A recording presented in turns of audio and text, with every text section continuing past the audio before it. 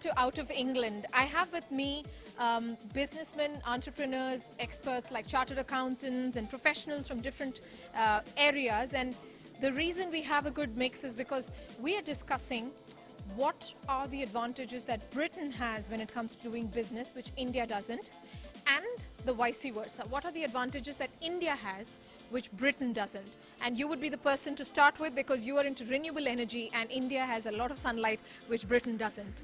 Yes, and the potential over there in India is enormous, and particularly the region which I'm talking about, the southern part of India. It's you can say almost 360 days rather than 365. You can say 360 days. Okay. So when as an investor, when few of our investors, they wanted to get into this and benefit this, and we tried our level best to break through all the bureaucracy and the red tapeism. But unfortunately, I don't want to say the name of a state, but in one state, still we cannot proceed any further even after 4 years. Despite the opportunities being there. Opportunities lying over there, and as a small term or a small term investor, we cannot break through it. The doors are exclusively and especially open only for the mega projects and the ones with big bucks.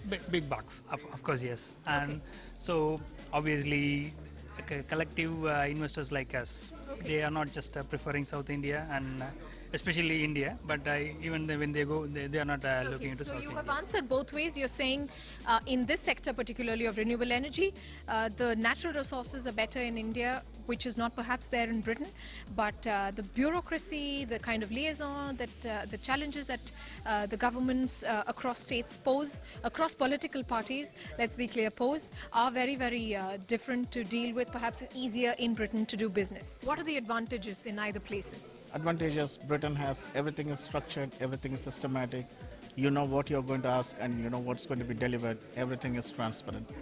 Advantages of India: flexible. You can do business at 10 o'clock at night. You can do business on weekends, and we don't have a very stern culture. So that's the flexibility advantage, which is very essential when it comes to business. Right, for all good reasons, though. Right. So that is the thing. Disadvantage in India. I mean, once again, nothing is structured. No one knows the process.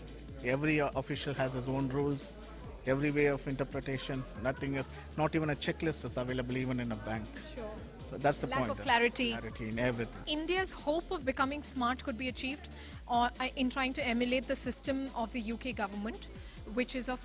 It is vice versa, in the sense, see, UK government is extremely what good can with UK learn? hardware technologies. See, BAE systems and their project management is absolutely world class. What can UK learn from the Indian style of doing business?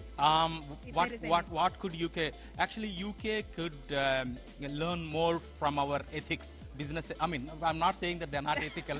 Basically, what I wanted to say is, when we commit to deliver something, even if in case it is beyond 5 o'clock or 6 o'clock, we will make sure that we work through to deliver what we want to deliver.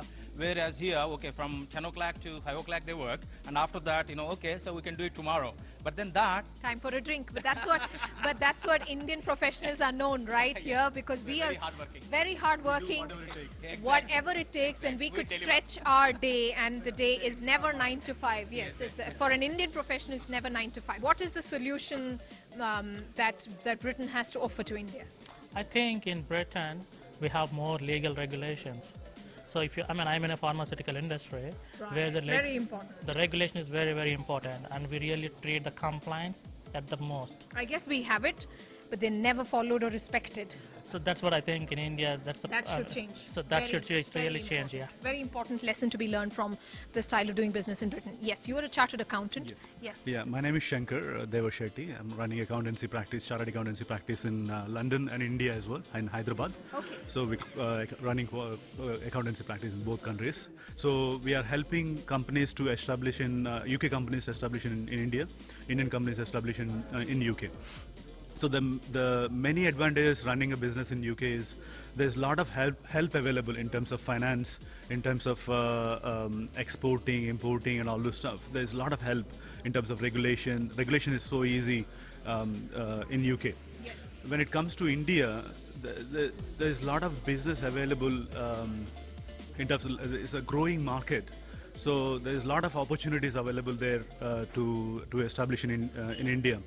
The main disadvantage in India is there is no help in terms of finance, in terms of growth. You mean expert?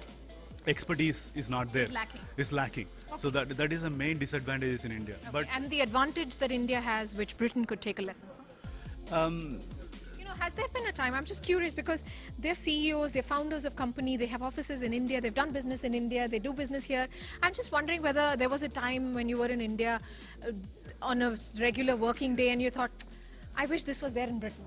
You know, when I work in Britain, I wish this was there. Apart from all the, the help and, somebody to get you your lunch, what would that be? so the help in India. Oops, the fact that you have to think so much is an indication.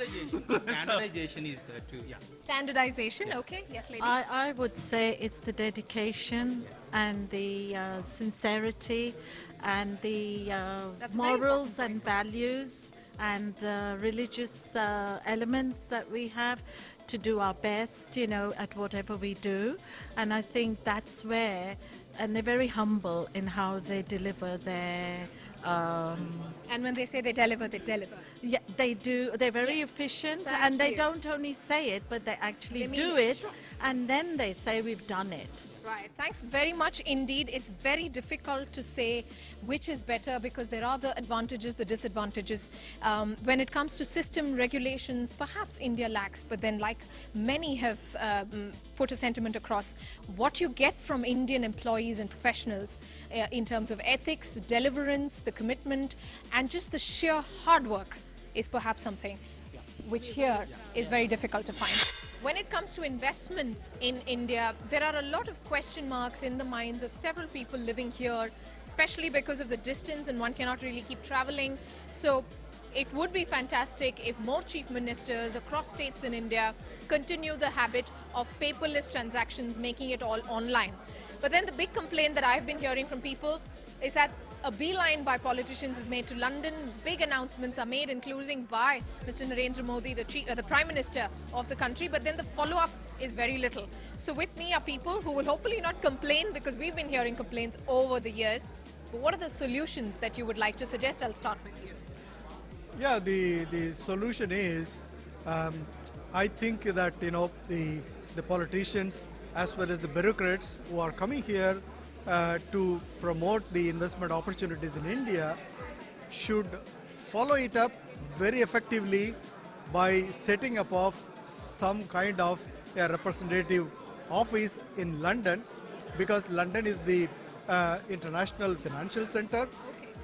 So this is where all the activities, investment activities are happening. You're hoping to invest in India very soon. With sector, what are your thoughts? If you were apprehensive about investing in India, what areas would you want more improvement on? Because clearly you're very impressed with the kind of opportunities that India has to offer. Well, first of all, the Minister has to be congratulated for his swift response. And obviously, the more information we have through the coordinated efforts of, let's say, a single office in London, it would have been quite helpful. Okay. The sort of sector that we quite interested is executive education.